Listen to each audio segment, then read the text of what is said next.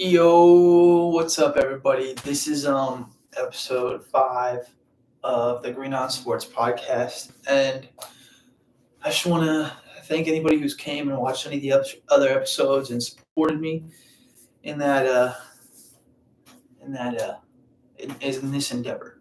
Uh, and yeah, just please continue to come, watch, enjoy, support. If you feel like you have any friends or family that would enjoy, send it to them. Let them know. Hey, yeah, this guy talks sports. I like to feel like I know what I'm talking about. So maybe you could tell them like, yeah, good, funny guy, good at sports. Yeah. But anyway, let's get into the sports talk. So we've got a lot of college basketball going on. It's college basketball actually on the TV right now, as y'all can see. I just happen to be watching it. U of A playing well, up by 20 on Washington right now. Good stuff. Good stuff. Yeah, but we had Creighton take down UConn when UConn was number 1. So that's now Nebraska took down Purdue when they were number 1. Creighton took down UConn when they were number 1. I don't know if Creighton will go down. I mean, I don't know. Well, Creighton will obviously go up, but I don't know if UConn will go down in the rankings necessarily because Creighton is a good team, and and then UConn just beat Marquette when Marquette was like number 4. So then they beat this number 4 team pretty bad, and they come in and they lose pretty bad to like Creighton, who was like 15 or something. So it's college basketball is weird. Definitely, man, I don't even know, to be honest. But like, yeah, good for Creighton, bad for UConn, bad for Marquette. Well, kind of middle for UConn. But yeah, that shit was weird. And then St. John's is not doing too hot. And then their coach was saying like, this is the worst experience I've ever had in coaching in my lifetime, which is insane. He was like, yeah, this team is so unathletic. He was just like shitting on his own team, which is like, fuck, that's not good. So they probably might need a new coach next year. Who knows? But yeah, this guy doesn't seem happy. For good reason. St. John's should normally be a pretty good basketball school, and this year they're just kind of not. Not necessarily they're like super. I mean, well, I guess they are super bad according to the coach, but yeah, that sucks. We got like the fucking brawl going on in like the like Division 2 schools or FC. I don't even know. And they were like some random schools. It was like I can't even remember the names, but then like it was like they were in the handshake line, and then all these players start wailing on each other, and then there's like 8 people suspended now for probably like 4 on each team or something, or 5 and 3. I don't know, who knows, but yeah, 8 people from both teams combined. 8 people got suspended, and yeah, it's because you just shouldn't really be having shit like that. I mean, I get it. People get passionate about sports, and then obviously right after a loss or right after a hard-fought game, especially if there's something going on in the game, like you're still angry, you're still feeling it. So then like they may say the wrong thing in the handshake line, like, "Oh yeah, nice try, better luck next time," but like condescendingly or like connivingly, and then obviously somebody didn't take too lightly to it. They must have Isaiah Stewart on that team. That must be what he's doing during his suspension. And then Purdue losing to the Buckeyes. Purdue, I mean, I don't know, man. Like, obviously Purdue's a good team, but I don't think they're going to make it super deep into the tournament because they just lose these games, like the Buckeyes, Nebraska. But, I mean, we'll have to see because, like, you never know with college basketball, and especially this season. Man. Tommy Lloyd, the U of A coach, he just got an extension, which is good for U of A, good for Tommy Lloyd, because obviously Tommy Lloyd's going to keep getting paid, and U of A is going to continue to have a good coach. So win-win scenario there, really. LSU had a crazy buzzer beater against Kentucky. LSU came in, they shot it. They like ran down, passed it into the paint. This guy shoots it, it misses, and then this other guy grabs it and then lays it up, and then it was like point something seconds left on the clock, and it was game over. Or I might have been zeros, but yeah, it was basically there was no time left, and it was game over, which was crazy. Kentucky losing another good game. I don't know what's really up with Kentucky this year. They're a blue blood. They're obviously a blue blood school. Normally pretty good, pretty high up there in basketball. Obviously, they're still ranked, so they're not bad, but they keep losing these games that they really shouldn't be losing. Not that LSU is bad, and obviously, I mean, and it's a conference opponent, so kind of hard to read. But Kentucky really should be winning some of these games that they're losing. So when it comes down to the tournament and you actually have all this experience losing these games instead of winning them, that's not going to pan out too well for you. So I don't expect Kentucky to go deep into the tournament this year either. The tournament next month, March Madness, coming fast.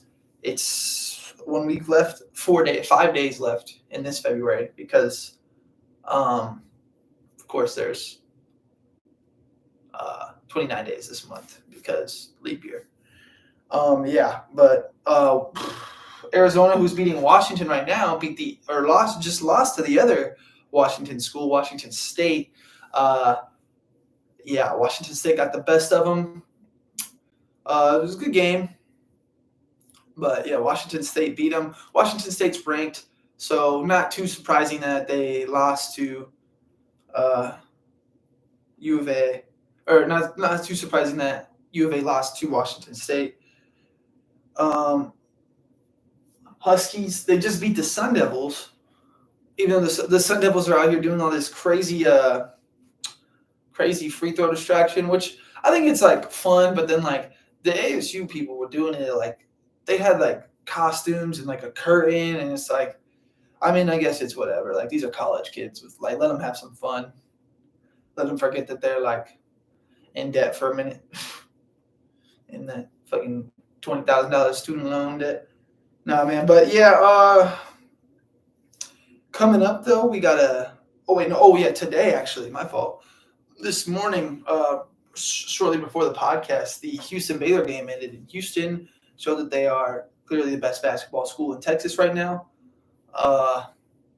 Yeah, they beat Baylor, looking good. I mean, it was like a 2 or 4 point game. Don't get me wrong. Not that Baylor like just flopped against them, but Houston is looking strong, showing good trajectory into March. They might go deep. They're one of the teams that looks like they actually might go deep this year for the top higher seeded teams. Hopefully, like with all this turmoil and craziness this season, hopefully there's a lot of like Cinderella stories going into like the Sweet 16, Elite Eight, Final Four. That'd be really cool to see. But yeah, then obviously U of A is playing Washington right now, and coming up we got a few good ranked games coming up. We got Bama versus Kentucky later today. I see Bama winning that because, like I said, Kentucky is just losing these games that they should be winning. So this is a game that they necessarily shouldn't win. So they probably won't win. So yeah, I don't know. We'll have to see how that goes. But yeah, I don't really see Kentucky going into this game today to win. I think Bama's going to get the best of them. Kansas, number 9, is facing BYU, number 25, coming up in a couple of days, like 2 or 3 days. I'm pretty sure Kansas should win that. Well, Kansas definitely should win it, but I could see them winning it. Like I don't know. Kansas is obviously higher echelon basketball school, blue blood school, and BYU, they're playing good this year, but Kansas is as well. So Kansas will probably beat them. And then Tennessee, Auburn. It's going to be a really good game. Number 5, Tennessee. Number 14, Auburn coming up. It's like a couple days after that Kansas BYU game, or the day after. I got to go Tennessee just because like they're number 5 for a reason. They're in that top 5. They're playing really good basketball. But Auburn will give them a test. It wouldn't surprise me so much if Auburn beat them. But that's a game to watch. But I think I'm gonna have to go with Tennessee, like I said, just because top 5 in college basketball is kind of hard this season. And yeah, there you go. But yeah, that's a lot. Like I said, a lot of continuously good basketball games, good basketball being played all around college basketball. Them moving on to the next month, the March, the tournament. It'll be fun. This is gonna be like you're gonna have to keep your head on a swivel around the college basketball world, and then yeah, we're gonna miss it after March is gone. I promise you. Well, hopefully the NBA continues to do great basketball as well, which continues to happen right after this All-Star break. We've had a few players going off, a few teams going off. Games are looking good. Yeah, this is when basketball and the NBA starts to matter quite a bit. Obviously, more than the first half of the season, because we're in that back 9 of the season, leading on to who's going to make the playoffs, who's going to make the play-ins, what teams are real, what teams are not, who hopefully stays healthy, and then who sadly gets injured. We'll have to see all that stuff. But yeah, speaking of the All-Star break, because we talked about the beginning of it, the beginning of the All-Star weekend and break last time I was on, because that had happened. But yeah, we haven't talked about all the All-Star break yet, and it was another year of disappointment for the All-Star break in the NBA, because just like, what do we got going on here? These players don't care about the All-Star game. They don't care about the dunk contest was just disgusting. It was terrible. Like, you had 2 people jump over Shaq. Like, wow, how are we having 2 people jump over Shaq for dunk? Like, Jaquez did it, and then Mac McClung comes out here and does it. I don't know. And like, it's not exciting as it used to be, which is sad, which sucks. Especially the All-Star game as well. You have all these. I think there was like 200 something points put up by the East. Damian Lillard finally decided he wanted to play some basketball throughout a whole game this season instead of just the fourth quarter. It's so sad. But at least the 3-point contest was cool. Damian Lillard went hot, back-to-back champion in that. Steph versus Sabrina was good. It was close. Like I said that would happen because obviously Sabrina could shoot some threes, and obviously Steph could shoot some threes. And then I said Steph would probably win because Steph is just before, after, and during the All-Star break was just on fire. He's riding that hot hand right now. Yeah. Yeah. I don't know, just not the best, really. Not the best stuff going on for the All-Star game. And it's not really going to, because, like, whatever you do, like, they're going to have to revamp the entire thing, kind of like the Pro Bowl, how the Pro Bowl went from the Pro Bowl to the Pro Bowl games. And now it's like, because, like, this is kind of more entertaining than just, like, a regular football game where all these players, like, don't, like, go out there and, like, play, like, piss-poor versions of themselves as the NBA All-Star game is being played.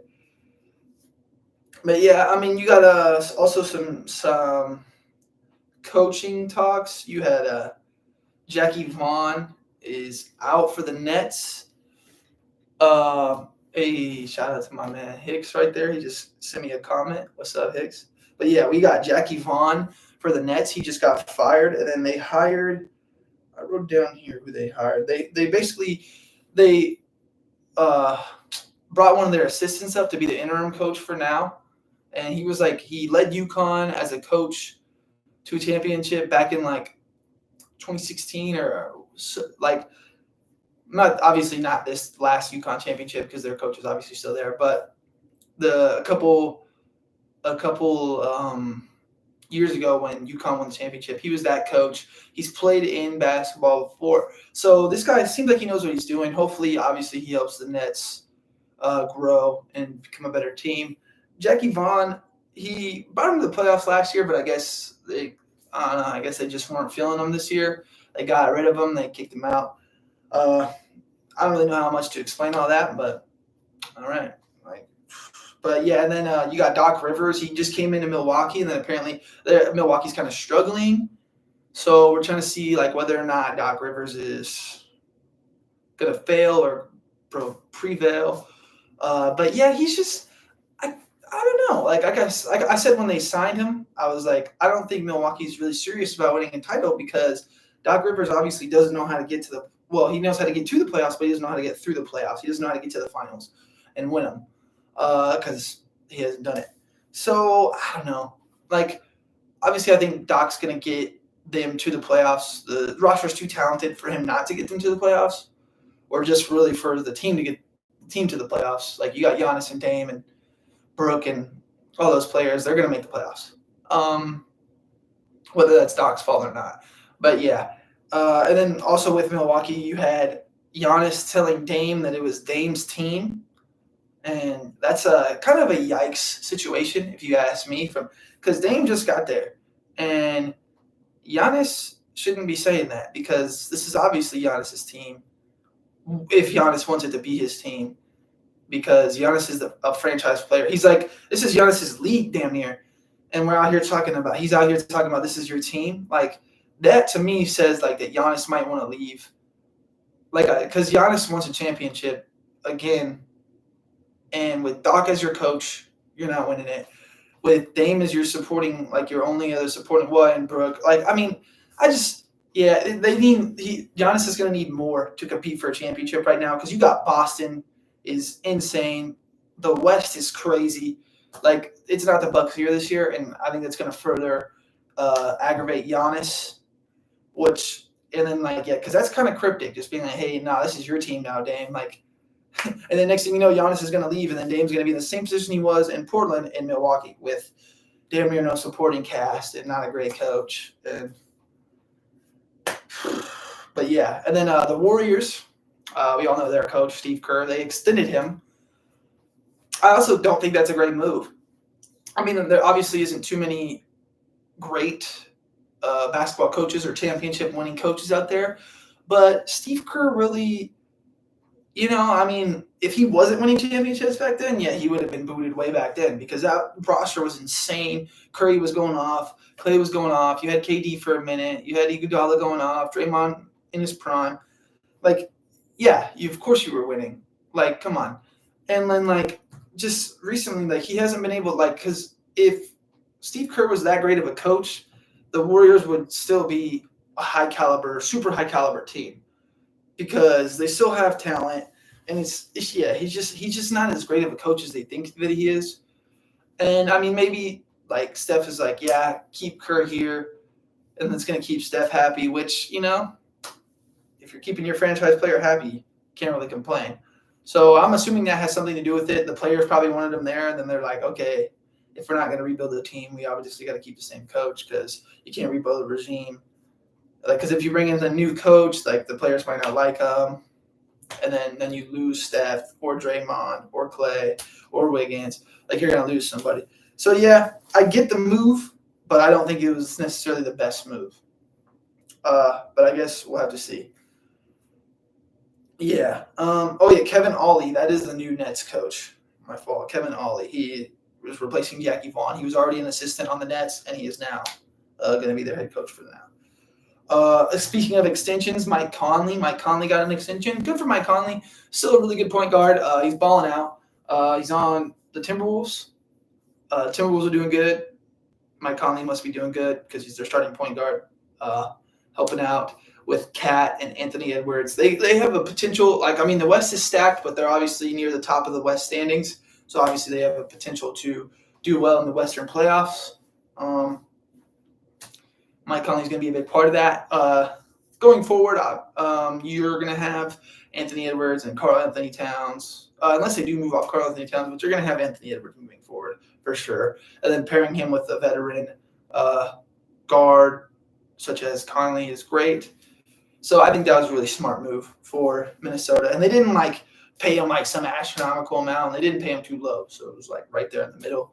Good contract for a great player. Yeah. LeBron, talking about his future, he says that he doesn't have too many seasons left, and he doesn't know if he wants to do a farewell tour like Kobe, where he goes to every city, and every city's like, oh, this is our last time having LeBron. ticket prices would go crazy. So it'd be good for the NBA, be good for LeBron. But he was like, oh, I have a problem accepting praise. I'm like, yeah, I get that. Probably because, I mean, in my opinion, he's not the GOAT. Maybe he knows that. Maybe he thinks that. But yeah, and it's also like anybody who's like willing to just be like, yeah, make me feel great, like cheer me on. You probably got some mental issues if you're like longing for that and wanting that.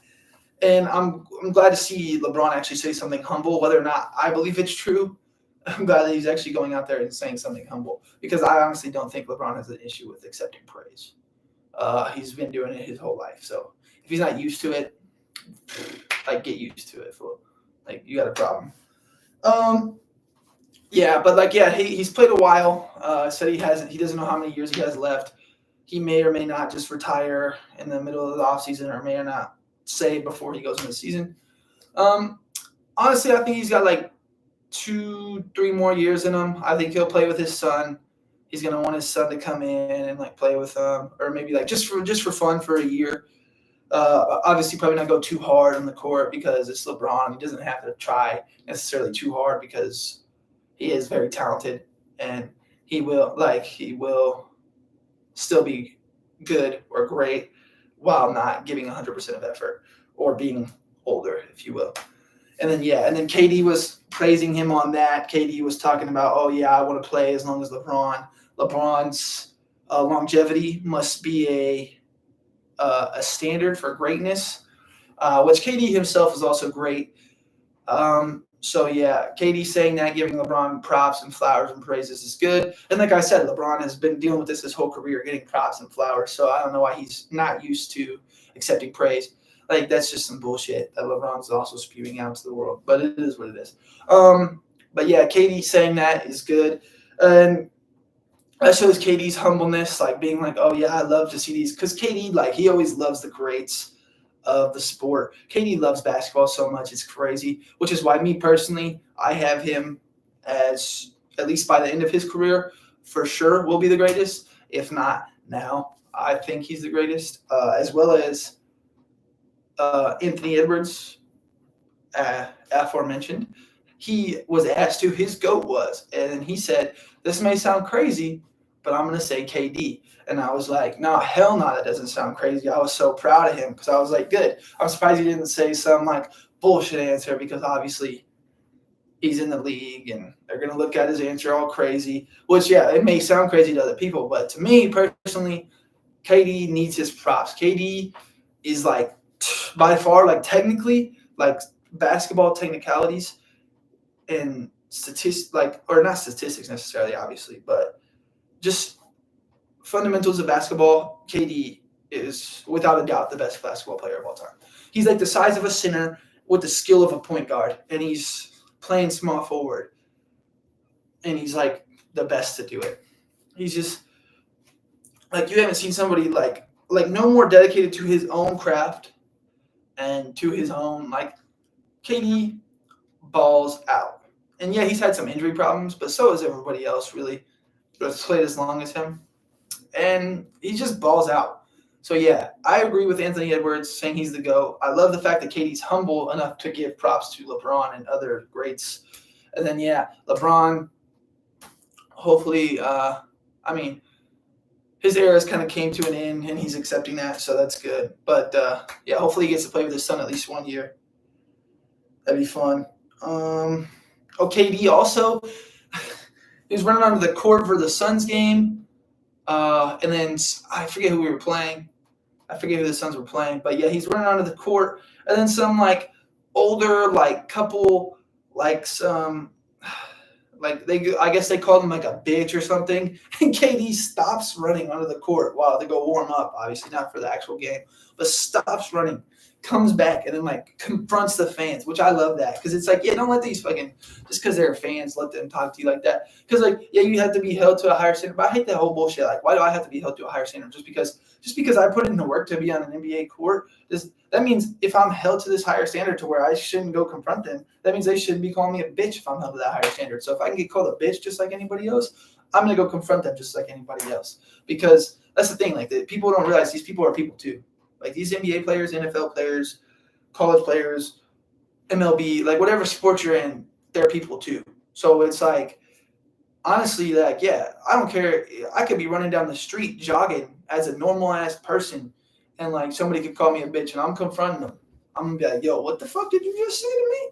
Like, especially if they like some old ass like geezer talking about like some bullshit. Like, what do you mean? Fuck you. Like, you can barely even walk right now. You fucking carpal tunnel having that. Like, man, come on now. But yeah, yeah, I don't know, man. Oh yeah, KD just passed Melo on the scoring list. He's now ninth. Looking to pass, I think, Kareem next or somebody like that.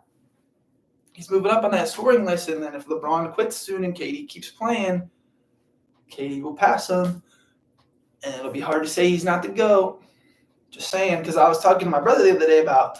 My brother was like, "Oh yeah, you got to admit LeBron's the GOAT," and I don't even think my brother's really a LeBron fan. So coming from him, you can kind of respect the like to talk a little bit more, where he's like, "Oh okay, he's the GOAT," because obviously when you're hearing it from somebody who like idolizes LeBron and wants to be his child and like wants to like they want like LeBron to like have sex with their wife or some shit, like some fucking these weird ass LeBron fans, like.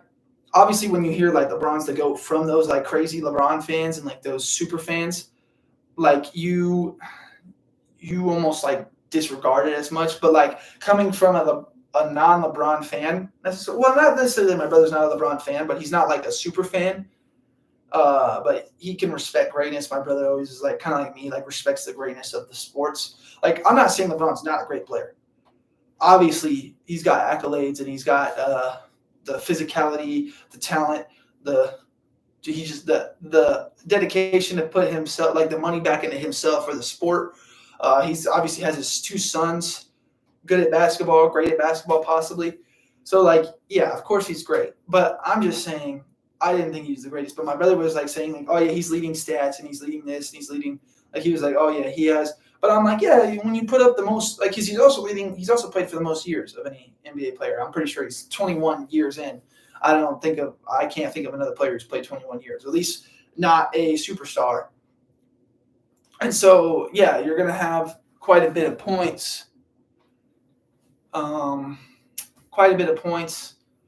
Obviously. Let's see. I'm just saying, man, LeBron, I'm not a big, but like, not that I'm not like, I have to respect his greatness, but yeah. But yeah, and then we had two fights in the NBA, like just last night, last night. We had Grant Williams, of course, Grant Williams was causing an issue in the Warriors and Hornets game. Grant Williams is now in the Hornets. Yeah, that was just dumb. I mean, but yet again, the Warriors were trying to get like a layup in like garbage time, and there was like 30 seconds left, and they were like up by like 10. Like neither one of the teams got 100 points, which is also another story. It's like that is pathetic, especially on the Warriors' point, because the Hornets we all know are kind of bad, but the Warriors are trying to play for a play-in spot, and you're not putting up at least 100 on the Hornets. They got some fixing to do, that's for sure. But that's not the point. The point is the fight. Grant Williams obviously didn't need to go pressure the guy on the garbage time layup, but yet again, he wouldn't have been able to do that if you weren't trying to score a pointless layup. Like just even if the shot clock, because I think that was their argument, is like the shot clock wasn't matching with the game clock, so they had to shoot it or something. It's like just fucking lob it from like three. Like what do you? Of course, the Warriors would be the ones to make it from the lobbing it from like the fucking half-court 3-point line. So I don't know why they're not doing that.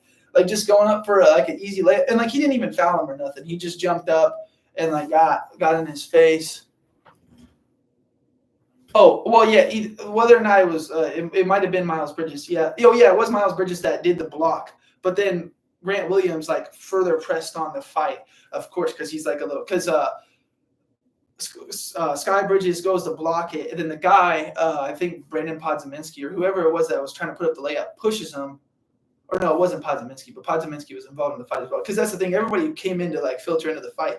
But yeah, so the guy pushes Bridges, and Bridges was like, "What the hell?" And then fucking Grant Williams comes in and obviously escalates it, and he fucking gets all up in his face, and then.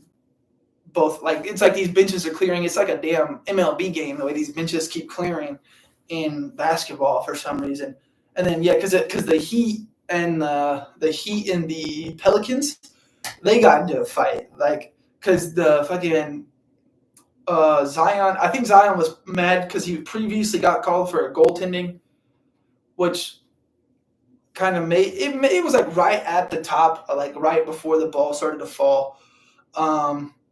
So I get why he's mad because like the ability to jump up that fucking high while the ball is like getting like fucking shot in the air as a floater and block that.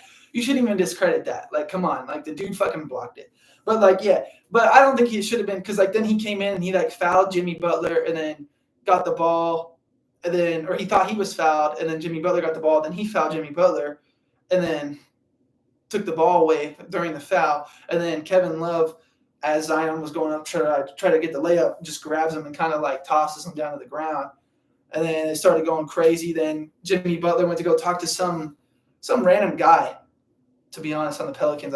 I even forget his name now, and I was just watching, but like yeah, and he starts choking Jimmy Butler, and it's like what? And then so obviously that sets Jimmy off because Jimmy's about that business, and he was ready to go fucking beat the shit out of this kid. But then finally Jimmy gets pushed away. But then Alvarado and like Tyler something, Anthony Alvarado and then Tyler something from the Heat, they start going at it right in front of like the little like bench area where like the commentators sit.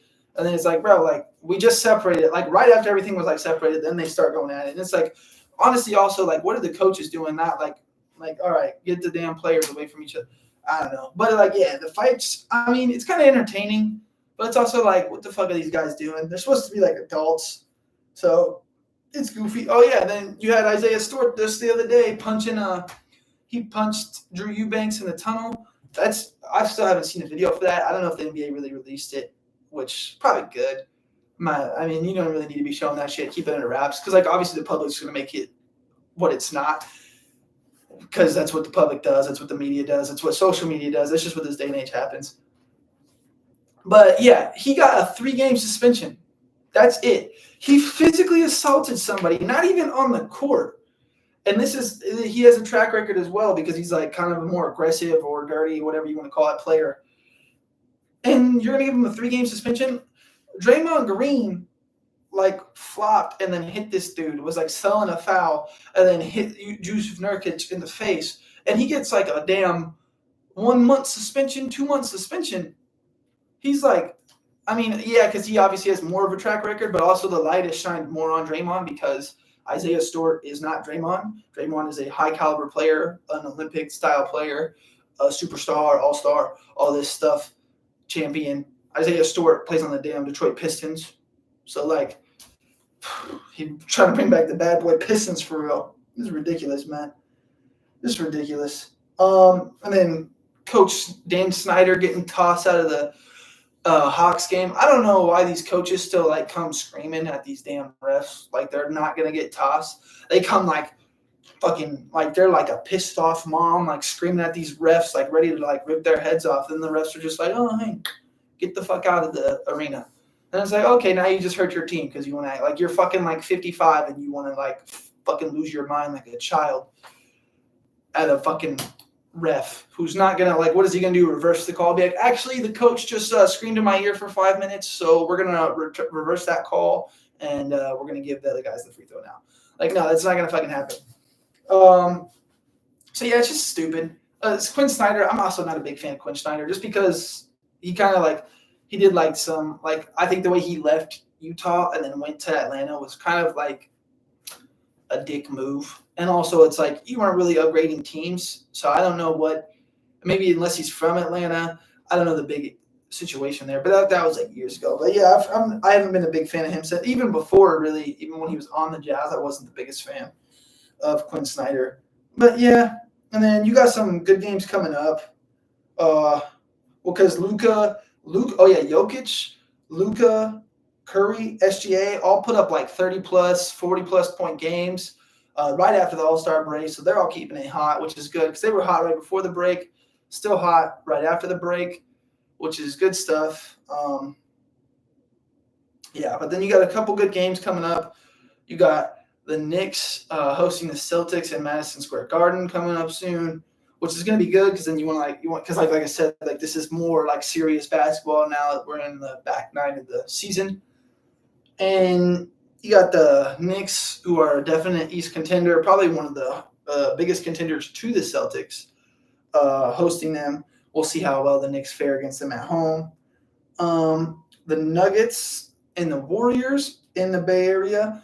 Obviously, we'll have to see if the Warriors can even like look competitive against the Nuggets, the former champs or the defending champs. So, yeah, hopefully the Warriors look competitive because I like Curry, I like Draymond. I want to see them at least look like a decent basketball team, not putting up 90-something on the Hornets. This is the Nuggets, so they're obviously going to bring their A game. Hopefully it goes well. The Cavs host the Mavs. Good contender on both sides, like top 5 on either side for standings. Cavs, Mavs, Donovan Mitchell going crazy, Luka going crazy, Kyrie doing well. So that's going to be entertaining basketball to watch. 2 really good teams. Going to be fun to see 2 higher caliber teams playing against each other. Definitely going to be fun. You got the Battle of LA coming up in a couple days. Clippers, Lakers. Clippers are a hot team right now, so we'll have to see how the Lakers look against them. Hopefully LeBron's back so we get like a more full-fledged view of what it would look like had they play, or if they play a 7-game or in the in-season, whatever happens. Sometime in the postseason, we'll get like more of like a, more of a feel about that. Yeah, Lakers and Clippers. I got the Clippers taking that one. Yeah. And then there is a finals rematch, Heat Nuggets, going on in Mile High. We'll see how well the Heat do against the Nuggets. The Nuggets aren't even top in the West right now. They are up there, though, like 4 or 5. So, obviously, they're still a good team. The Heat, hopefully they do well against them, showing that they can compete against Western teams while it gets later on in the season. I think they can. I don't know if they'll necessarily win that game, especially since it's in Denver. Denver's got their great home field advantage since they're 5,280 feet in the air. But yeah, those are like the biggest games coming up. That's a lot of what's happening lately in NBA. So, like I said, great basketball coming up. Great basketball's been happening other than the All-Star game. Sad to see. Hopefully that gets fixed next year. Hopefully they do something. They're going to have to really rethink that.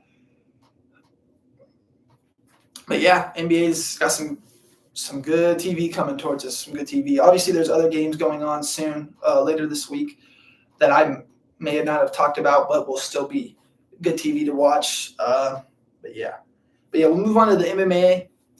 Big fight just happened. Belt swap. Big fights tonight. There's a fight night in Mexico.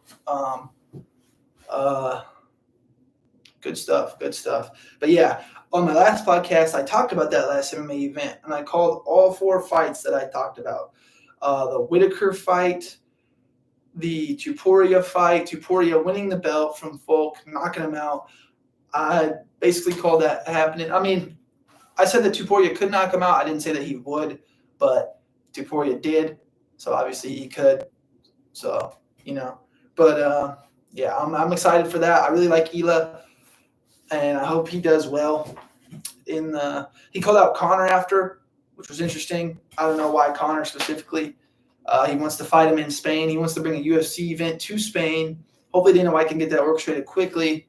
But, yeah, if he's trying to fight Conor, then it's not going to be quick because obviously Conor already has the bout against Chandler coming up. Chandler's calling him out at like a WWE event. And I'm like, really?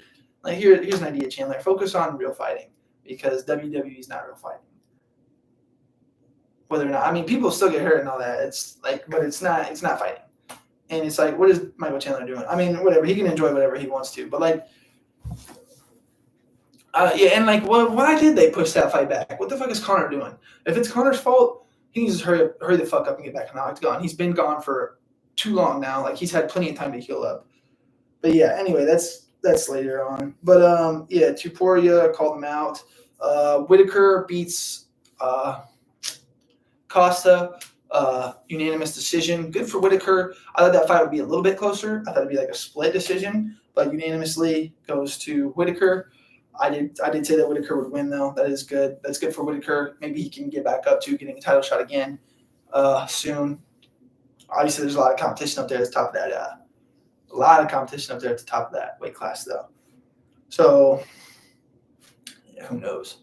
Who knows? But yeah, then Ian Gary, he beat Jeff Neal in a split decision, which I thought was going to be a unanimous decision. I said that it could go all 5 or all 3 rounds, or Ian would knock him out. But neither one of those. Well, it did go all 3, but I did call Ian the winner. I did say that he would win. I thought it'd be more one-sided, a little bit more one-sided. I did say Jeff Neal would give him a tough contest, so I was close. I was good on that. They did have a really good fight, but it was obvious that Ian had the better of Jeff during the fight. So glad he got the win. It was close, so I get the split decision. Not too worried about that. Like, split decision, unanimous decision, you still won the fight.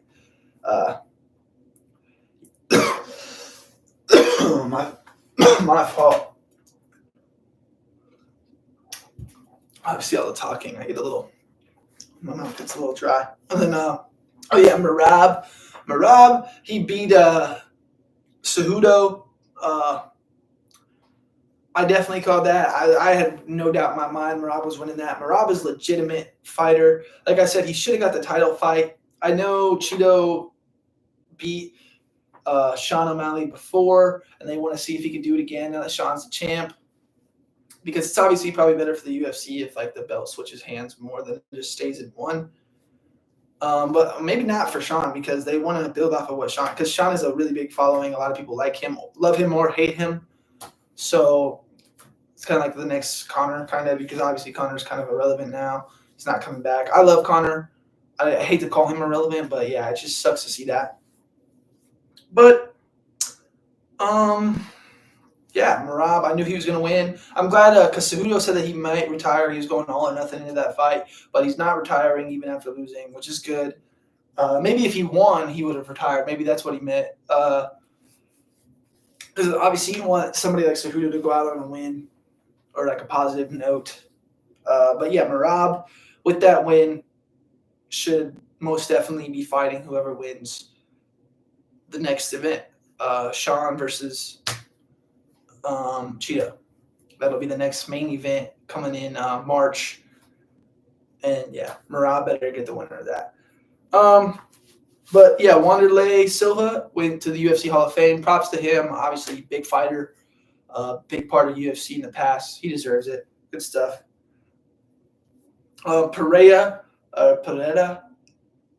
Alex Pereira versus Jamal Hill is the 300 main event. I was talking with a few of my friends. One of them was saying that he loves that main card headline. The other one was saying that he doesn't. Like, one was saying he wanted more, and the other one was saying, like, yeah, I really want to see this fight, which I'm kind of right there in the middle. I could definitely have expected or loved to see a bigger fight, but I don't really know how many bigger fights you can make in the UFC right now that aren't scheduled already outside of 300 and 299. And this is going to be a great fight. I can't even tell you who I think is going to win this. Maybe when it gets closer to 300, I'll be able to have a prediction. But yeah, because Jamal, obviously coming off the injury, he had the belt before. Pereira's coming off the win to get the belt. It's going to be good. It's going to be good stuff. Good stuff. Good stuff coming. Good stuff coming. Yeah, and then tonight is a stacked little card. The main card is going to go crazy tonight. We got Manuel Torres versus Chris Duncan. I got Manuel Torres winning that one. Chris Duncan, he's like got a good record, but he's just, I think Manuel Torres will like have a better, they'll keep it on the feet more because Manuel Torres, and I think Manuel Torres just has a better stand-up game. Same with this kind of next fight, Yasmin uh, Wadagi versus Sam Hughes. I got Yasmin. She's just better all around in fighting, just in MMA. I feel like she's better at every category. So there's really no weak point for her in this fight, and she definitely should win. She's got a really good record as well. She only has one loss. So yeah, she definitely is the betting favorite and my favorite as well to come in to win this fight. Daniel Zellhuber and Francisco Prado. That one I think is going to be really close. It took me a while to pick that one, but I'm going with Daniel Zellhuber over him. Just, I don't know. I feel like something really was just giving me the edge on it. I couldn't really put my finger on it, but I was like, I'm going to go with Daniel. I'm going with Daniel now. But then, yeah. Oh, man. Oh, I skipped the fight. My fault. But still, I mean, Raul Rosas Jr. Kid is just still balling. He's fighting Ricky Turrios. He's gonna make him look like light work, really, because Raul Rosas is just really good at fighting. Dude's recovering like every 5 months to fight again. Dude's fighting a lot and he's winning a lot. So good for him. Good for him, especially at a young age. Yeah, he's gonna be a big part of UFC for a good time, and he's gonna win, especially tonight. Yair Rodriguez and Brandon Ortega are fighting. Or Brian Ortega, my fault. Sorry, there's too many Brandons in this fight card. But yeah, Brian Ortega, Yair Rodriguez. I'm gonna go with Yair. I just think Yair has better length. I think he's overall just a better fighter, really. And also Ortega's kind of, I don't know if Ortega's older necessarily because Yair's been in for a minute now too. But I feel like Ortega's older, got a little bit more miles on his body. I think Yair is going to get the best of him for this fight. I don't know if it'll necessarily be like a finish, but even if it goes to decision, I got Yair. He's a better fighter, in my opinion. Brandon Moreno and Brandon Royval. I got Brandon Moreno. I don't know. I'm feeling him tonight. I'm feeling him winning. This is a good fight. It was a good fight the first time. It's gonna be a good fight again. And I'm just gonna go with Moreno. I just have to. I can't go again. Moreno's one of my favorite fighters in the UFC right now. And that's not the main part of my decision because definitely I know that Royval, it's like it's very 50-50, but I had to like make it 51-49 somehow, in my opinion, and I had to go with Moreno. I just think Moreno's trying to get back to his way to get a title shot, and he's hungry for it, and he's going to need to win this fight to do so. So, yeah. But, yeah, so big fight card coming up tonight. That's all I got to say about that one. Yeah, obviously there's prelims. That's just the main card. But I'm not super deep into, like, UFC, like knowing all the rosters, so I don't know too much about the prelims, and I don't want to talk about fighters and fights that I don't know anything about. But yeah, that's the main card. That's what I know about the main card. That's how I feel about it. But it's going to be good. It's going to be very entertaining. You're definitely going to want to tune in. It's in Mexico. It's like a Mexican heritage, Mexican-based UFC event, which is good. I love UFC doing that for the culture of Mexico. I got some family from Mexico, so shouts to them. Yeah, but UFC's got some entertaining stuff going on. Obviously, next main event is going to be good. We'll move on to some football now. We'll talk some college. We got big news with college football, big news. We got that. We'll just start with that. Screw it. The 5-7, 12-team playoff whole thing. So top 5 conference championships that are highest ranked conference championships, top 5, are getting in for sure. And then after that, obviously the next highest 7 seeds from 1 to 10 or 1 to 25, whoever's in that next 7. So hopefully that just ends up being the top 12 seeded people, because obviously if you're one of the 5 conference champions, you should be up in the top 12 anyway. And then the rest of them will just come from the rest of the top 12, as they'll be the highest seeded people remaining. And so that's we got a lot of, because you're going to have a lot of Big Ten teams up there and SEC teams and more than likely Big 12 teams as well. So there's a lot, I don't know. That's going to be very interesting. And then they're thinking about expanding to 14 next year, which is going to be even more interesting, which, yeah, we just love to see that. We love to see the growth of college football. Although some people, like Nick Saban, are not fond of this. But, like, that's why we had to get rid of Nick Saban, because he's not for the growth of college football. He's a college football conservatist. Obviously, of course, if you have a bunch of shit ton of championships from the BCS Bowl era, you're going to want to go back to that, because you're going to want to relive your glory days. But let me tell you what, Nick Saban, you're 75, and this isn't your world anymore. You're on the dying end. No offense to Nick Saban, but he's old. He's like, your time has passed. You're retired for a reason. And it's not because you don't agree with this level of college football anymore. It's because you realize that you're not a top, obviously he's still a good coach, but you're not the top dog anymore. You're not him no more. You were out coached by multiple coaches last year, multiple coaches the year before that. Your recruiting class isn't as strong as it used to be. The transfer portal was messing with them, the NIL deal, which, yeah, I mean, I'm not going to lie. Some of the new college football stuff, it's kind of it's kind of annoying, and it's not college football, but we just got to get used to it, and they'll adjust it as they see fit when necessary. So, and I'm sure they will. I don't have any, because obviously we had our issues with players not getting paid, and then the playoffs not being big enough, and then now the players are getting paid, and the playoff field is big enough. Well, it's big enough for some. It's growing. Because I was just talking to my brother, and he was saying a 64-team playoff. And I was like, yeah, that sounds fun and that sounds good, but I don't know if the college football world is really ready for that yet, because you can't just go from 4 to 64. I mean, you could, but that'd be a drastic change.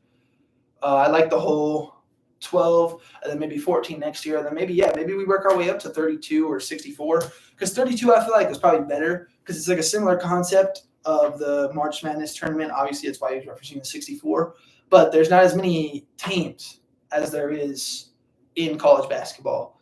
So I feel like 32 would be like the right number right there in the middle, because college basketball, obviously, you have these lower level schools that have really good years and really good seasons and rally, but that doesn't really happen as much in the college football world. So sadly, but it's just how it is.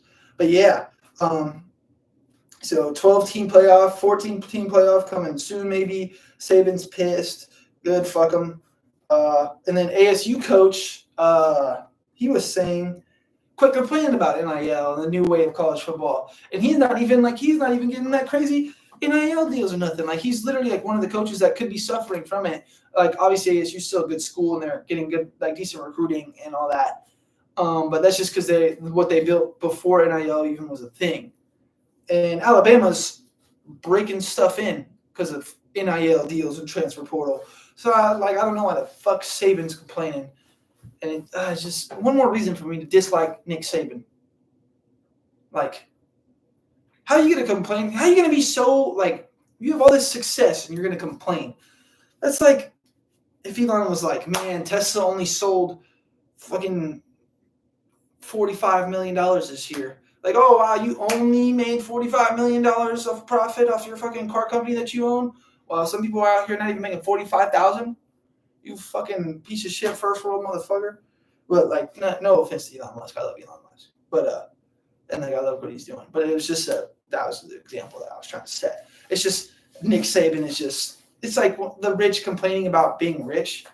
Like, shut the fuck up. Shut the fuck up, Nick Saban. Please. And I would say that to his face. I don't care. I'd be like, what are you fucking talking about? I'm like, you fucking coach at Alabama. The fucking biggest fucking issue with college football for the last 20 years has been you guys and your recruiting class being too powerful. And then, you having too many championships, a dynasty. You were the fucking issue. But and then they fixed that issue. They fixed you being the issue, and now you got a problem with it. Like, and then he was still, like I said, succeeding. Like, you shouldn't even have made the playoffs last year, and then you did. I don't know how they got lucky enough to beat Georgia. Whether or not that was like they're fucking good riddance to Nick Saban's career. Is my point. Fucking fuck that guy. But yeah, women coming up in the world for college basketball as Pac-12 signs Teresa Gold for their conference commissioner, which is good. Another woman in power and sports, which is good. Then Desiree Reed-Francois to U of A to be the athletic director. She came from Missouri, so obviously she was still in power in Missouri, but still remaining in power is good. We love to see some women in power up there because obviously athletic director and commissioner, why would a woman not be able to do that? They can make great big decisions as well. They know sports as well. So good to see that. Proud to see that. Sarkisian got an extension in Texas. Good for Texas. He obviously revamped his career in Alabama under Saban, came to Texas, and it hasn't been too bad. Third seed last year, almost made the championship. Good stuff. Good stuff. Yeah. NCAA 25 is coming. The game is back. NCAA football 25 will be here, obviously, next year, 25. And then all the players who opted in get $600 and a copy of the game, which, like, at first I was reading that and I was like, wow, that's it. But then I was like, also, they got to pay because there's like 158 schools on there. And then there's like, who even knows, like countless players. We'll fucking say 70 players on each team. So 70 times 158, that's like multi-thousands. So then you're having to pay every player that wants to be on the game $600. I'm like, yeah, they're paying enough. They're paying enough for them. And it's also like half these damn motherfuckers are making NIL deals anyway, so they don't really need money to be on the game for real. So they're at least giving them something. And then also they get a free copy of the game, which this is going to be a highly sought after game. Who knows how much it's going to cost, especially with rising game prices. So really excited. I'm a big Madden guy myself, and obviously I'd still be a big NCAA football guy if they still had it. But yeah, exciting to see it back. New era or old era coming back, retro era revamping. It's good stuff, good stuff. I know my brother has been dying for an NCAA game. He probably is going to be skeptical about this one because we've heard about all these other ones being happening. But this one has looks like a lot more factual evidence, and hopefully it comes. And hopefully it's a great game. Can't wait to see it. Cannot wait to see it. But college football wise, that's like the big stories coming out of there. Some interesting stuff. Good moves, bad topics. Well, really no bad moves, just Saban just not knowing how to shut the fuck up. That's really it. But yeah, we'll move on to the NFL. Nothing too crazy to talk about really, except for the draft right now and the salary cap. Salary cap went up to $255 million, jumped up $30 million, which is like a whole nother superstar contract.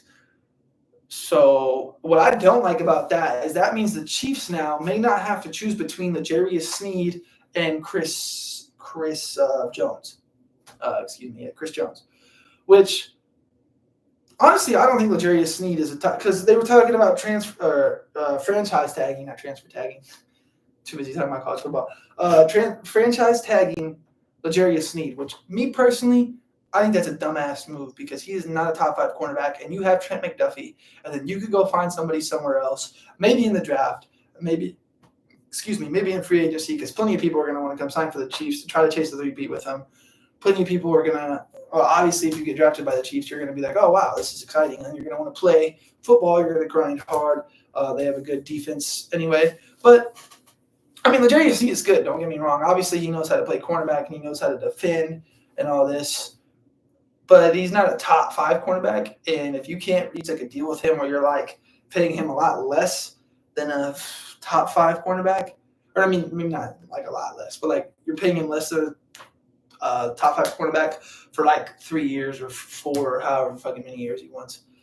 Like, I mean, obviously, but L'Jarius Sneed is like a big head. He's like he doesn't seem like the easiest person to negotiate with. So that might be a negative factor. And if you just franchise tag him, then he'll be like happy because he gets the millions. And then he's just because he seems like a money chasing, gold digging like player. I'm not a big fan of L'Jarius Sneed, if you couldn't tell. But yeah, I mean, but like I said, I'll give him the props. He's a good cornerback, but I don't even think he's better than McDuffie. So you dumping all that money into him, I wouldn't give him a long-term deal, though. So that is the thing. You might want to keep him for the three-peat or for the attempted three-peat. And if I'm them, if I have to sign one of them to a long-term deal, I'm signing Chris Jones, though. So maybe the franchise tag is the move because who else are you going to use it on? So, yeah, I would franchise tag Sneed. Maybe, actually. Let me retract my statement because now that I'm thinking about it, because you don't want to franchise tag Chris Jones because obviously it barely worked last time. And you're going to want to sign him to a long-term deal because he's obviously the best player on your defense. He's one of the best players in the league on defense. Yeah, I'm not a big Chiefs fan, so I'm not saying that just to milk the team. This dude is like a fucking menace. He's probably the best defensive tackle we've seen in like a good while. And yeah, I'm putting him over Aaron Donald. I don't give a fuck about you Aaron Donald fans or you fucking little like super fanboys of St. Louis, LA, Rams, Donald, whatever you're a super fan of. Put your fucking feelings aside and realize that Chris Jones has been doing what Aaron Jones has been doing for years now and continue to do it as Aaron Jones is slowed, or not Aaron Jones, Aaron Donald slowed down. Sorry, I mixed up the names. Yeah, can't lie. Chris Jones, if the Chiefs are smart, they're giving him a long-term deal. I know they don't like to spend on defense, but there's certain people you just can't fucking let go if you're a fucking intelligent organization. And they haven't really shown too much to be a stupid organization. So if they continue the intelligence within the organization, they will sign Chris Jones. Maybe franchise tag Sneed, but also I really think you could let Sneed go. Maybe go pick up somebody like Xavier Howard, who already got some money from the Dolphins and is just as good, if not better than Sneed, who also just got cut. Of course, I haven't mentioned that yet, so that might be confusing. But yeah, he just got cut. The Dolphins cut him and Emmanuel Ogbah, 2 big contracts, trying to save some cap, probably trying to make some moves in the offseason for a quarterback or something because Tua's contract is expiring. Maybe they're trying to re-sign Tua. Maybe that's why they're creating cap space. But who knows? Maybe they're going to draft a quarterback, sign players, and build around him. Dolphins are making some moves. That is not to go unnoticed. That is definitely not to go unnoticed. But, yeah, you got Matthew Slater retiring. Props to him. One of the best special teams people to ever play the game. Yeah, and I know some people that doesn't really matter, but if you're a real football fan, you know that special teams matters. Slater's a good dude, good player. And I can't stand the Patriots, to be honest, or a lot of their fans. I have one homie who's a Patriots fan. He's a good guy. I love that dude. But yeah, Patriots and normally Patriots fans are just fucking obnoxious football people. They're like close to the Cowboys. I mean, it's bad. But yeah, but at least they have something to back it up because they had Brady, who created greatness for them. The Cowboys have not had greatness in fucking since anybody I know was born. But yeah, I don't know, man. I don't know. Speaking of Belichick, the Patriots. Speaking of Belichick, you got Belichick who's talking about he may or may not.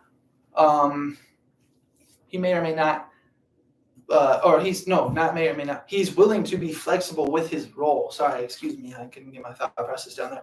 But yeah, he's saying that he's flexible with his role. So basically he's saying he would give up the severity of his role and he would just straight up coach the team, which I don't think anybody was trying to hire you to be a head coach / GM because they obviously know that shit doesn't work. So yeah,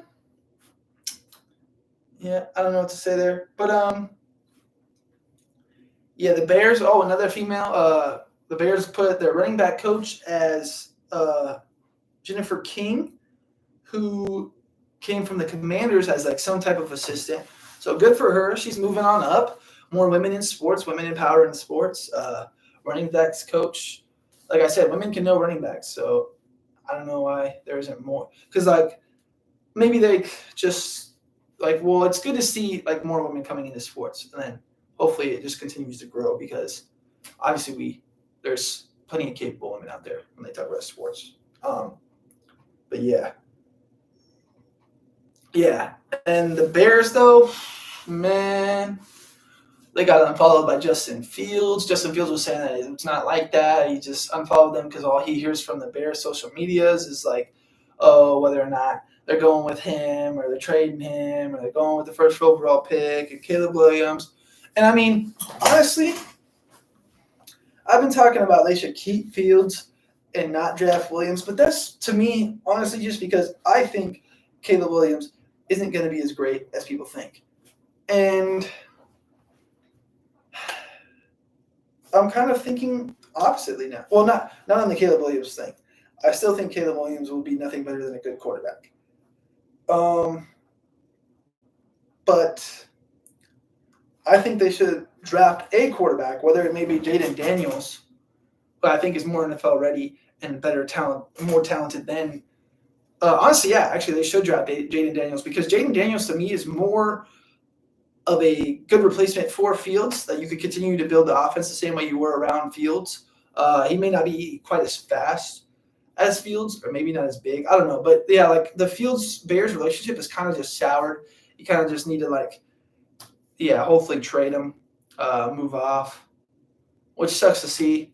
But yeah, hopefully Fields succeeds somewhere else, whether or not he goes to like Atlanta is one of the talks, or Pittsburgh, or which I wouldn't mind him in Pittsburgh. I'm a big Pittsburgh fan, so I wouldn't mind him. He's got some talent. Kenny Pickett needs some competition. So, yeah, wherever he goes, Atlanta, Pittsburgh, fucking anywhere else, the Giants, whoever needs a quarterback, the Commanders, the damn, like the Patriots, people right behind them needing quarterbacks, yeah. The Broncos, even the Dolphins, even. But I don't know. The Dolphins, they probably wouldn't trade for him because if you're going to trade for Fields, you might as well just sign to it an extension instead of Fields. But yeah, hopefully wherever Fields goes, because I don't think he's staying on. Even if they keep Fields and then draft a quarterback, that would be. I think that might be what happens. That's definitely a high possibility.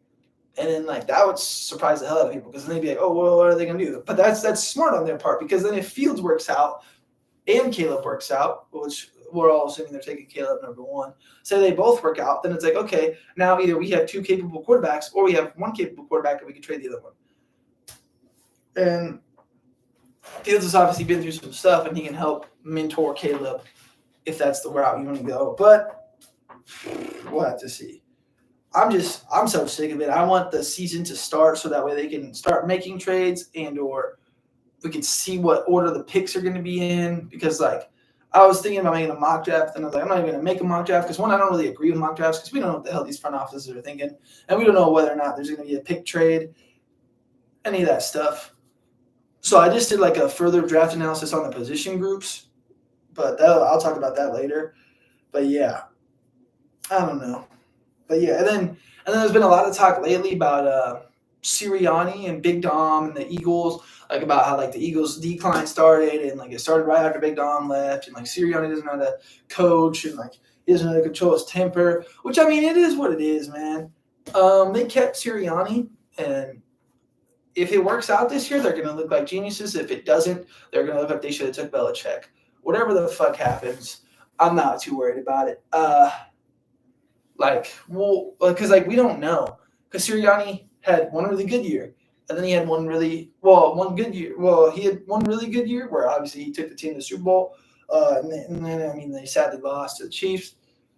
But then the next year he took them to the playoffs, and they fell down at the end. But you can only keep up greatness for so long. Like they were killing it last year, until like week 12 or 13, whenever they started losing. And then they were killing it a whole year before. Like, that's a lot of time to be great. Like, they don't realize that, like, these people that are like, but I mean, and like me personally, I don't know if Sirianni was really the move. Like, Sirianni could not work out, and it wouldn't surprise me. But he also could work out, and it wouldn't surprise me. That's what I'm saying. So, like, that was a 50-50 thing, and you don't want to just give up on somebody. I'm glad they kept him and didn't just throw him out the window after what all he's done for the team. Because you got to realize it's hard to coach. It's hard to be a fucking head coach in the NFL. Obviously, that's why there's only 32 head coaches in the NFL every year, and some of them lose their chance and they never fucking get the job again. But then, like, like, I don't know, man. Like, these people don't realize like how hard it is, and like he's put in all that effort and all that, blood, sweat, and tears. The players, a lot of players like him, so like I don't see why you would have gotten rid of him. I'm glad they kept him. Yeah. Matt Ariza, back in the league, good stuff. Really good punter. I know not a lot of people talk about punters, but man, that kid's got a leg.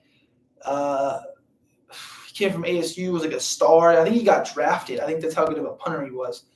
And then he had some bullshit allegations going on, and of course beats them. Good stuff. Hopefully he was actually innocent. Hopefully it wasn't just money that bought him out of it, which I assume that he was, because he really, like, you hear the guy, he doesn't sound like a piece of shit.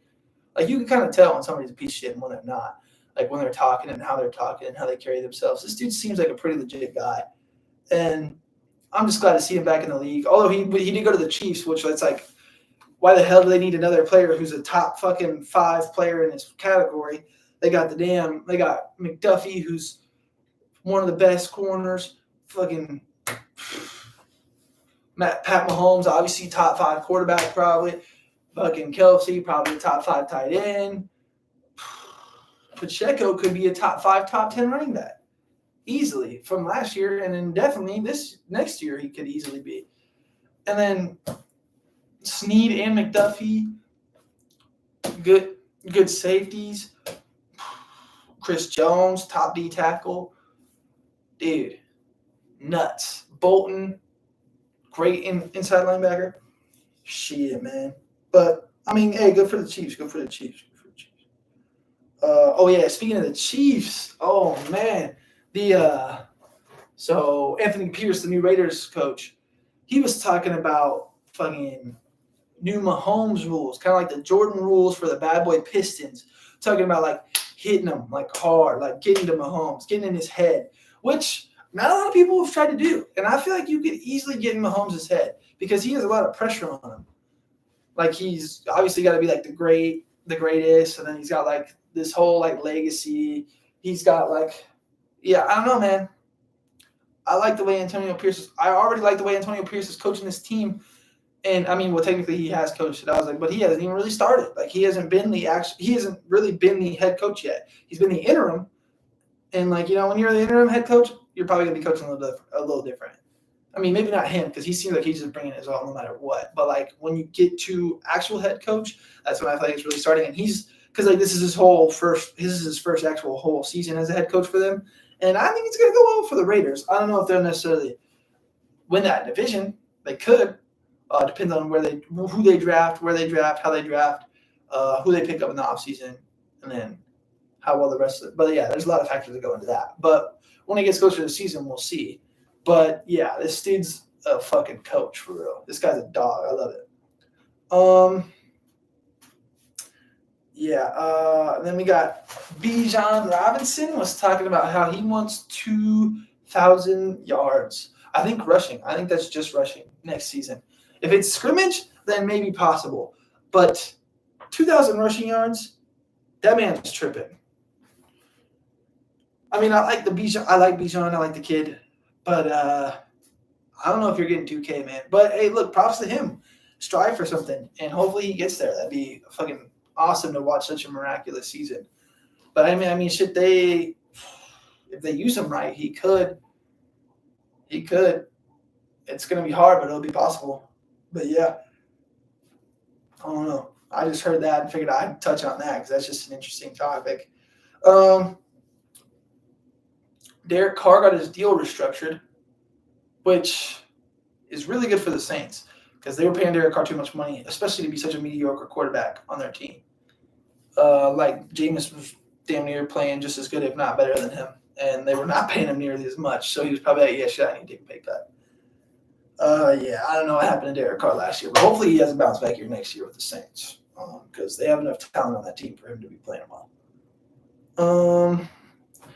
Adrian Peterson said that he is still capable of playing. He said, like, oh, I'm not really fully retired. Like, I could play. Like, put me out there on the field, which is interesting. That'd be cool to see Adrian Peterson come back. Be crazy stuff. But, yeah, the first player to get franchise tag was T. Higgins. We'll have to expect to see more of those. Well, like, technically, obviously, he hasn't gotten officially franchise tag because the season starts in early March. Like, the next season starts in early March. Like, the free agents and signings, off-season, cuts, trades, all that stuff. That obviously starts in early March. So they are expecting to, like, he's the first one that's basically, the Bengals were basically like, we're franchise tagging T. Higgins. And T. Higgins would be dumb if he turned this down because I don't know if you're really getting that type of money ever again in your life. And take it now while you can. Because then hopefully you try to ball out this year and then go to like another team because they're going to have to pay Jamar soon. And I don't think they could pay both of you. So ball out this year, take the money while you can. Because even if you don't ball out this year, then okay, you'll still be able to go somewhere else and get like number 2 money. Yeah. Because the franchise tag, you have to pay them like top 5, the average of the top 5 salaries for that position group for that year. So take it. Yeah. If T. Higgins doesn't take it, I don't know how smart he is. But, yeah, I think he's smart enough to take it. The Bengals are kind of smart to use it on because then you get another year of Burrow, Higgins, and Chase, hopefully. Hopefully they stay healthy. Obviously, Higgins has been fine, but obviously Burrow and Chase have had history of injuries. But yeah, season should be starting soon. That'll be interesting. It'll bring us some more NFL topics to talk about. We'll get into the draft. So I was looking at position groups and then the draft order and stuff like that. Like I said, I didn't make a mock draft because I don't really agree with them, and I don't want to act like I know. Because like the big conflict with mock drafts is like whoever I would pick is also different from whoever I think they would pick. But then also I can't really tell you who I think they would pick because I don't know who the hell's even in this front office who's making these decisions. I don't know whether or not it's the GM is in charge of it, the coach, the scouts, the owner. You don't know. So like I'm not gonna sit here and act like I'm like, oh yeah, they're picking him. But I can tell you who I think they should pick. But then you guys don't really want to hear who I think they should pick. Like, because then I'm going through every 32 picks because I would only have done the first round anyway. I'm not going to do all 7 because that's insane. But yeah, like you guys are going to be like, oh, wow, he thinks that he should, like, no. But I'll tell you, we'll go with quarterbacks and we'll work our way through the whole roster really talking about. So quarterbacks obviously stacked year for quarterbacks. Stacked year for quarterbacks.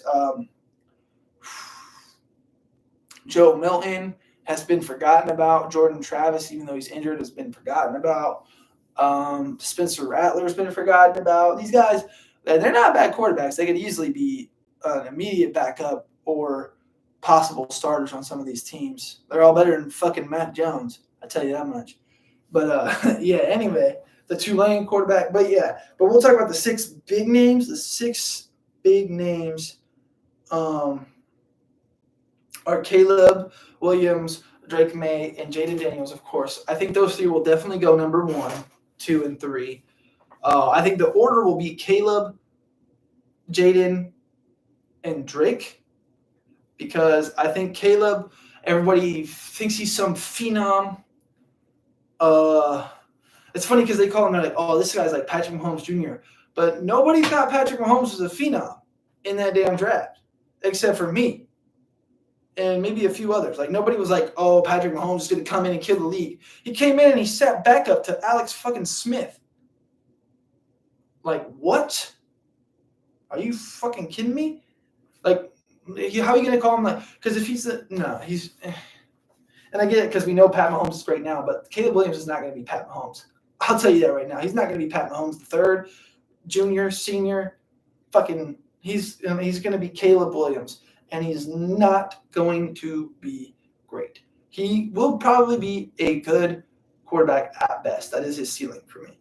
But anyway, he's highly sought after. He'll probably be the number 1 overall pick. And he'll probably go to the Bears because I don't think they're going to trade it. I think they're asking for too much, and nobody's going to want to pay that. But yeah, and then I think Jaden Daniels will go to the Commanders because I think Cliff Kingsbury. That's another thing. Caleb Williams has been coached by Lincoln Riley his entire career, and had weapons stacked around him his entire career. Pat Mahomes was on Texas Tech with. I can tell you right now, none of my viewers can name me one of his wide receivers in Texas Tech without looking that shit up on the internet.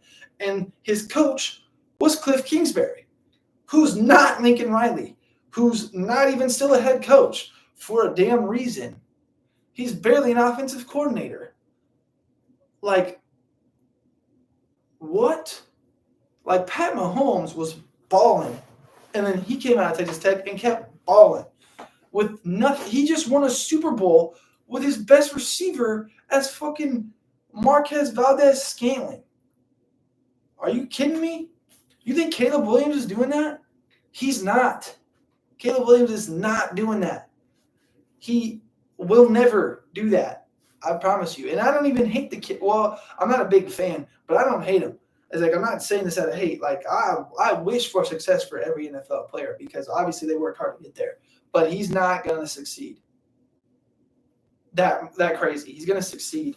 But then, like, the Bears are also going to have to stack around him because they had the 9th pick or somewhere around that 9th pick as well. So hopefully they draft, like, an O-line or a receiver to give him help because their defense is pretty solid, pretty stacked. So they don't really need to draft too much there. They probably just fill any holes with, like, random free agents or later draft picks. But, yeah, those first 2 picks need to go offense. Because especially if you're not going to ride with Fields, which it doesn't seem like they are, which rightfully so. I mean, the damn – yeah, it is what it is. But, Jaden probably going second because I think Cliff is going to want more mobility, and then Dan Quinn is going to listen to Cliff because Dan Quinn knows that, like, Cliff knows offense more than Dan Quinn does because Dan Quinn is a defensive guy. I don't know, but yeah. And then Jaden, I think, is more NFL ready. Like, I think Washington's going to be – and, like, I don't think Washington's going to be like, hey, let's go replace Sam Howell with the newer version of Sam Howell that wasn't as good as at North Carolina as Sam Howell was. And, like, it's just a new Sam Howell that – and, like, I really like Sam Howell. I thought he was going to do well, but he didn't. He led the league in picks, which sucks. So, yeah, they're going to draft a quarterback to replace him. And I don't think they're going to draft – his spitting image replacement, his little, like, it's like his little brother. Like, they're not going to do that. I think they're going to go out and get Jaden Daniels because Jaden Daniels is very talented and he's more NFL ready. Then I think Drake May is going to go third to the Patriots. The Patriots obviously need a quarterback since they had the 32nd best starting quarterback in the league last year in Mac Jones. Terrible quarterback. And yeah, Drake is obviously a slight upgrade, even if he's not at his ceiling. He's a slight upgrade. Like he could Drake May at his floor will be a slight upgrade to Mac Jones at his ceiling. And that is just facts. So let's hope. Well, yes, I think Drake's gonna go there, and then let's hope he does well. And then the other 3 big names are Bo Nix, J.J. McCarthy, and Michael Penix. I think Michael Penix or J.J. McCarthy will end up going to Seattle because Seattle has the Washington University offensive coordinator who's close with Penix, obviously. And then their coach was part of Jim Harbaugh's team when Jim Harbaugh recruited J.J. McCarthy. So, and obviously they need a quarterback because Geno Smith is kind of older and he's not really a franchise guy, sadly, although we love Geno. He's just not a franchise guy. So, yeah, they're definitely going to take one of those 2. Whichever one, I don't know. And then before that, because the Seahawks are a little bit later in the picks, like late teens. So before that, somebody's going to take a quarterback. Somebody else is going to take a quarterback, whether it's Bo Nix. I don't know. Joel Klatt had Bo Nix going at like 11 to the Broncos, which could happen. I don't know. But because obviously the Broncos, if they move off of Russ, need a new quarterback. We're going to have to see. But yeah, these quarterbacks are going to be gone by like pick 20 because if they go past pick 20, these 6, that means the Steelers didn't pick one. And if there's one available by the time the Steelers get on the clock, they better fucking pick one of these quarterbacks. Whether or not I'll take JJ, Michael Penix, or Bo Nix to give, unless we pick up like Fields or Wilson or Ryan Tannehill, or there's like a fourth one, like Cousins, Mayfield, anybody. If we pick up somebody in like free agency or something, obviously we don't need to draft a quarterback because Kenny Pickett's young and capable. And if you have competition against him or give him somebody that's obviously a veteran to mentor him, then he'll probably progress better. And then if you, with a better offensive coordinator with Arthur Smith than years past, hopefully they perform better. But yeah, these they're not making it out of the first round. All 6 of these quarterbacks getting picked in the first round, if not Joe Milton as well. Yeah, this round is stacked. Man. But yeah, and then running backs. The running backs aren't even too crazy this year. Actually, they got the Texas guy who's pretty good, and then like the Oregon guy is pretty good. I forget their names even. And then Blake Corum. I think Blake Corum, like they had him like ESPN had him 5th on their running back rankings. And I'm like, do you not realize this guy just damn near was 50% of what won the NCAA championship, and then the other 50% was his other running back partner. Like, this dude's running. This dude's fucking a runner. But yeah, I don't know. Running backs, they're kind of slim this year, but I don't think too many teams are really in need of running backs. Yo, what's up, Max? But yeah. So I got comments, and I gotta go read the comments up there. But yeah, I don't really think too many people are in need of running backs this year. So the running backs being thin is not that bad. You've got a lot of wide receivers, though, and a lot of teams could use a good, talented wide receiver. You have the LSU pair of Neighbors, Malik Neighbors, and Brian Thomas Jr., and then you got Washington's pair of Rome Zune, and then Jalen Polk. You got, the Texas pair of wide receivers. You got Keon Coleman from Boston or Florida State, Boston College, wherever he's from, I forget. It's like one of those. Yeah, man, you got the guy from Oregon, bro. This Marvin Harrison, obviously you can't forget Marvin Harrison. Just stacked wide receivers. Just the list goes on. There's like 10 like number 1 possible wide receivers here. Obviously, they probably all 10 won't be number 1 possible or number 1, but they all have the potential to be a number 1 wide receiver on somebody's team somewhere. Because these guys can catch the damn ball and they can run fast and they can catch it over you. They can catch it past you. They can fucking. But yeah, then offensive tackles are stacked as well. You got plenty of offensive tackles. Joe Alt, Amarius Mims, the Fuaga kid from Oregon State, JC from Alabama, Jalen Guyton but Guyton from Oklahoma, and then Morgan from Arizona, and then you got the JPJ from Oregon for centers, and then Cedric Van Pran for centers. Cedric Van Pran, I think he's from Georgia. The O-line, guards-wise, it's not too stacked, but tackles and centers, 2 good centers, or 3 even. There might have been another one, all in the same draft. There's Fashanu, who's another tackle in the same draft. Like, that's a damn good amount of, like, first-round talent for offensive line. So it's crazy. Front seven, like linebackers and linemen, defensive linemen, are not that stacked. They are not that stacked. There's a Verse and Sweat, and then like Newton from the D end, and there's Jeremiah Trotter, an inside linebacker, and there's like Latu, and then Chop on the outside linebackers. Yeah, like that's like the only 6 names that I could even see going in the first round for any of those position groups. Yeah, so that's a pretty slim little position group because 2 of those are D tackles, one was a D end, one was a middle linebacker, and then 2 were outside linebackers. So it's like and stuff. But yeah, defensive backs though are also stacked this year. You got Wiggins from I believe Clemson, Cooper DeJean, Terrion, Quinion, Kool-Aid McKinstry, Rakestraw, TJ Tampa.